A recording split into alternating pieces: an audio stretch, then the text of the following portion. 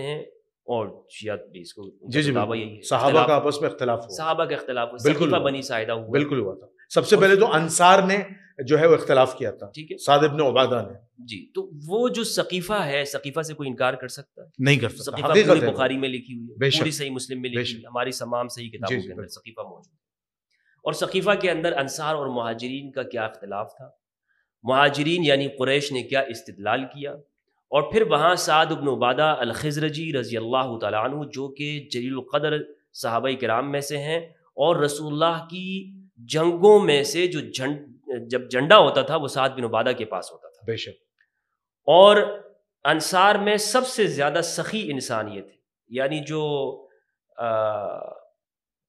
وہاں پہ جو مسجد نبوی کے اندر رہنے والے جو صحابہ تھے، جو نادار صحابہ تھے یا جو مہاجرین تھے، ان کے گھروں کا جو کھانا ہوتا تھا وہ بھی سعد بن عبادہ کے گھر سے جایا کرتا تھا. بہت بہادر انسان. تو ان کا جو موقف ہے، پھر ان کی جو شہادت ہے وہ حضرت عمر کے زمانے میں ہوئی ہے. شام کے اندر ان کی شہادت ہوئی ہے. میرے خیال سے کنویں کے اندر ان کی جسم ملا تھا، جنات نے مار دیا تھا. ایک روایت وہ ایک کہتے ہیں کہ ایک جگہ پہ گئے، انہوں نے پیشاب کیا اور یا حمام میں گئے، وہاں پہ ان کی پھر لاش ملی، اور پھر جنوں کی طرف سے ایک آواز آئی، قتلنا سید الخزرج سعد بن عبادہ رمیناہ بسہم فلم یخطئ فؤادہ. کہ کوئی شخص کہتا ہے کہ ہم نے جنوں کی آواز سنی کہ اس نے جنوں کے لوگوں نے کہا کہ ہم نے خزرج کے سردار سعد بن عبادہ کو قتل کر دیا، اور ہم نے ایسا تیر مارا کہ وہ سینے کے آر پار ہو. سینے کے آر پار. تو یہ ہماری تاریخ کی کتابوں کے اندر یہ بات ملتی ہے، اور اہل سنت کی کتابوں میں ہے. بہرحال مختصر کرتا چلوں، ایک بات تو یہ ہے کہ خلافت پر اختلاف ہوا ہے، صحابہ کے درمیان میں اختلاف ہوا ہے. دوسری بات یہ ہے کہ مولا علی کا جو موقف ہے اس حوالے سے وہ بھی ہمارے بخاری کے اندر لکھا ہوا ہے کہ حضرت ابوبکر رضی اللہ تعالیٰ عنہ کی جو خلافت ہے اس حوالے سے امام علی علیہ السلام کا نقطہ نظر کیا ہے. سیدہ نے جب حضرت ابوبکر خلیفہ ہوئے تو سب سے پہلے جو واقعہ ہوا وہ فدق کا معاملہ ہوا ہے. ٹھیک ہے. جب وہ ان کو حق نہیں دیا گیا جو ان کا حق بنتا تھا، تو سیدہ سلام اللہ علیہا، بخاری کی روایت ہے 4240 4241، سیدہ ناراض ہو گئی، اور پھر وہ اسی طرح ناراضگی کی حالت میں ان کا وصال ہوا، اور ان کا جنازہ امام علی علیہ السلام نے پڑھایا، اور ولم یؤذن بہا ابا بکر، اور حضرت ابوبکر رضی اللہ تعالیٰ عنہ کو جنازے کی اجازت نہیں دی گئی. یہ بخاری کے الفاظ ہیں، آپ اس کو چیک کر سکتے ہیں، بخاری کے اندر موجود ہے. یہ موقف ہمیں بخاری سے معلوم. بخاری میں آپ کہہ رہے ہیں حضرت ابو بکر کو اجازت نہیں ملی؟ یہ بخاری کے اندر موجود ہے. اچھا ٹھیک ہے. ٹھیک ہے، یہاں تک یہ دوسری بات ہمیں معلوم ہو گئی. آہستہ آہستہ ہم چیزوں کو سمجھنے کی کوشش کریں نا. اس سے ہمیں یہ معلوم ہوا کہ سیدہ ناراض رہیں. اب آپ کہہ سکتے ہیں کہ جی بیہقی میں ہے کہ راضی، میں بخاری کی بات کر رہا ہوں، پہلے درجے کی کتاب. میں نے کہا آپ کو دوسرے درجے کی کتابوں کا بھی ہم نہیں چھڑیں گے، ابھی نہیں چھڑیں گے. ٹھیک. نہ وہ شہادت کے معاملے میں اور نہ ناراضگی، نہ کسی اور معاملے میں. پہلے درجے کی، یا تو آپ کہیں کہ بخاری ہمارے لیے فرسٹ درجے کی نہیں ہے، ٹھیک، آپ اس سے انکار کر دیں تو پھر ٹھیک ہے، پھر میں مانتا ہوں آپ صحیح ہے، آپ انکار کر دیں، پھر آگے چلتے ہیں. لیکن آپ مانتے ہیں کہ بخاری ہماری اول درجے کی کتاب ہے کتاب اللہ کے بعد. تو یہ ہمیں معلوم ہوا کہ سیدہ ناراض ہوئی ہیں. یہ بھی ہمیں معلوم ہوا کہ سیدہ اس موقف کے اوپر ناراض ہوئی، اور ان کا جب وصال ہوا جنازہ امام علی علیہ السلام نے پڑھایا، اور حضرت ابوبکر کو اجازت نہیں دی گئی یا خبر نہیں دی گئی، جو بھی معنی آپ کریں، لیکن اس میں جنازے میں شرکت نہیں ہوئی ہے حضرت ابوبکر رضی اللہ تعالیٰ عنہ کا کہ وہاں پہ شرکت. تیسری جو بات ہے وہ یہ ہے کہ یہ اسی روایت سے ہمیں معلوم ہوتا ہے کہ امام علی علیہ السلام نے 6 ماہ تک حضرت ابوبکر رضی اللہ تعالیٰ عنہ کی بیعت نہیں کی. ٹھیک ہے. یہ بھی ہمیں بخاری سے ہی معلوم ہوتا ہے. بالکل. اور پھر وہ واقعہ ہے کہ حضرت ابوبکر تشریف لائے، امام علی نے کہا کہ عمر کو ساتھ نہ لائیے گا، خود آئیے، اور پھر وہ آئے اور امام علی علیہ السلام نے ان سے وہ ساری گفتگو کی. تو بیعت نہ کرنا 6 ماہ تک، تو مانتے ہیں نا کہ وہ امام علی علیہ السلام نے بالکل بخاری مسلم میں، اس کے بعد کی بات الگ ہے، یہ بخاری مسلم کے اندر موجود ہے. اب اس سے آگے چلیں، شبلی نعمانی نے بھی الفاروق کے اندر یہ بات لکھی ہے.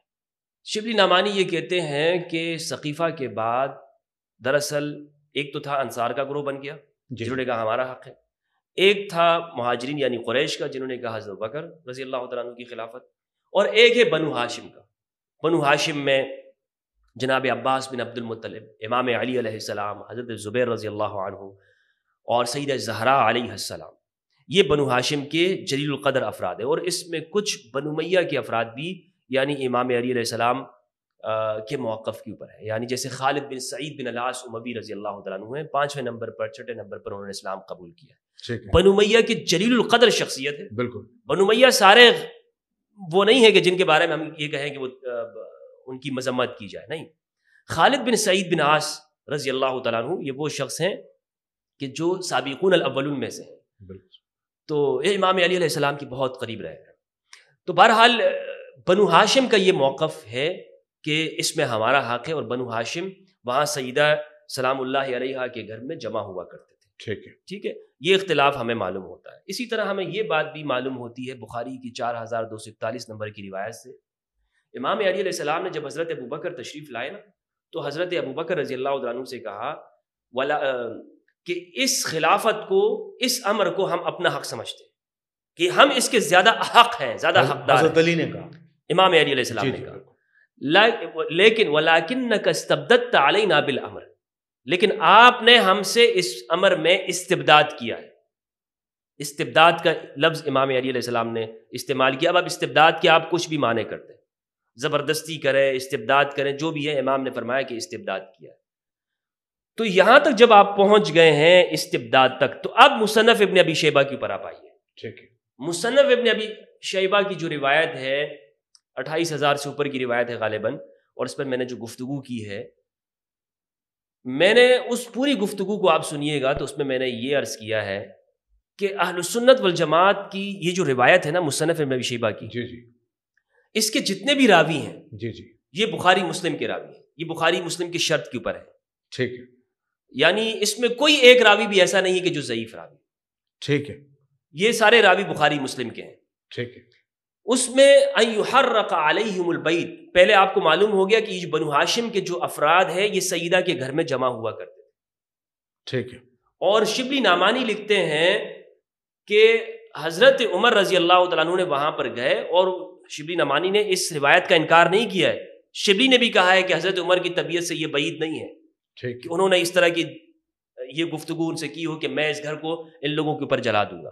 شبلی نعمانی نے اس کا اعتراف کیا، کہا کہ یہ ہے، لیکن وہ کہتے ہیں کہ چونکہ بنو ہاشم کی سازشیں جاری تھی نا، بنو ہاشم خلافت کے معاملے میں سازشیں، ابھی دیکھیں کتنا بڑا لفظ شبلی نعمانی نے استعمال کر دیا بنو ہاشم کے لیے، اس پر تو کوئی اعتراض نہیں کرتا کہ شبلی نے یہ کیا بات کر دی ہے، یعنی بنو ہاشم میں امام علی علیہ السلام میں عباس بن عبد المطلب، لیکن شبلی کہتے ہیں کہ وہاں پر خلافت کے بارے میں سازشیں ہو رہی تھی۔ تو بہرحال شبلی نے ساتھ میں یہ بات بھی کی، شبلی ان کی ذاتی رائے لے لیں علامہ شبلی نے، ہاں ذاتی رائے لینا، میں اس کو کوٹ اس لیے کر رہا ہوں کہ یہ بات میری صرف ہوا کے اندر نہیں ہے کہ یہ میرے خیالات ایسے ہوں۔ ویسے ایک بات بتاؤں، اہل سنت کے لیے شبلی نعمانی حجت نہیں ہے، نہیں، اہل سنت والجماعت کے اندر سیرت نگار تھے، شبلی نعمانی کیا پاک و ہند کے اندر ایک بڑا سیرت نگار تھے، کوئی بہت بڑے عالم تھوڑی تھے، سیرت نگار تھے۔ یہ ہمارے ہاں اتھینٹک سمجھی جاتی ہے سیرت النبی شبلی نعمانی کی، یہ اور ان کی الفاروق جو کتاب ہے یہ ہمارے دیوبندی ادارہ نشریات، یہ مفتی شفیع جو مفتی تقی عثمانی صاحب کے ادارہ اس کو چھاپتا ہے، یہ کیسے معتبر نہیں ہے آپ کے لیے؟ یہ جتنے نہیں، میں یہ کہہ رہا ہوں سیرت نگار تھے، لیکن ان کو محدثین کی طرح ان کو حجت نہیں مانا جائے گا، ان کی ہر بات نہیں کر رہا ہوں میں، یہ کہہ رہا ہوں کہ ہمارے اہل سنت میں سے یہ بات لکھی گئی ہے۔ اور پھر شبلی نعمانی کو تو پیچھے چھوڑے نا، مصنف ابی شیبہ کے اندر تو روایت موجود ہے، بخاری کے عثمان بن ابی شیبہ، بخاری کے ابوبکر بن شیبہ جو بخاری کے استاد ہیں یا نہیں ہے، انہوں نے یہ روایت نقل کی، امام مسلم کے استاد، ٹھیک ہے، یہ ایک بڑا نام ہے۔ جی جی جی۔ تو المصنف کے اندر یہ روایت جو موجود ہے اس کے جو الفاظ ہیں وہ حضرت عمر رضی اللہ تعالیٰ عنہ دروازے کے اوپر ہے، اور انہوں نے کہا کہ یہ لوگ اگر پھر ہوں تو ان یحرق علیہم البیت، ان کے اوپر گھر کو جلا دیا جائے گا۔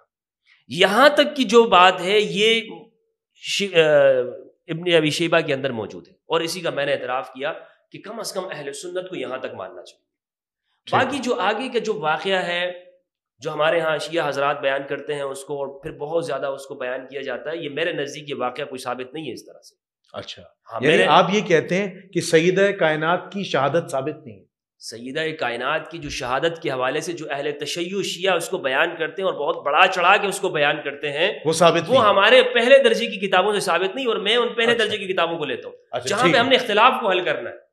بھائی ہم یہ چاہتے ہیں نا کہ شیعہ سنی اختلاف کو سمجھے، تو اگر میں یہاں سے کہوں نہیں العقد الفرید کے اندر ہے، یا انصاب الاشراف کے اندر لکھا ہوا ہے، یا تاریخ خلیفہ ابن خیاط کے اندر ہے، یا ابن قتیبہ دینوری المعارف کے اندر لکھا ہوا ہے، تو بھائی وہ دوسرے درجے کی کتابیں ہیں جہاں سے ہم صرف واقعے کی جو سنگینی ہے یا اس واقعے کی صورتحال ہے اس کا اندازہ تو کر سکتے ہیں کہ کیا واقعہ چل رہا ہے، لیکن اس واقعے کا پروف ہمیں وہاں سے نہیں مل سکتا. ٹھیک. ہاں یہاں پر اگر شیعہ یہ کہتے ہیں کہ بھائی ہم تو اس کو اس لیے مانتے ہیں کہ یہ ہماری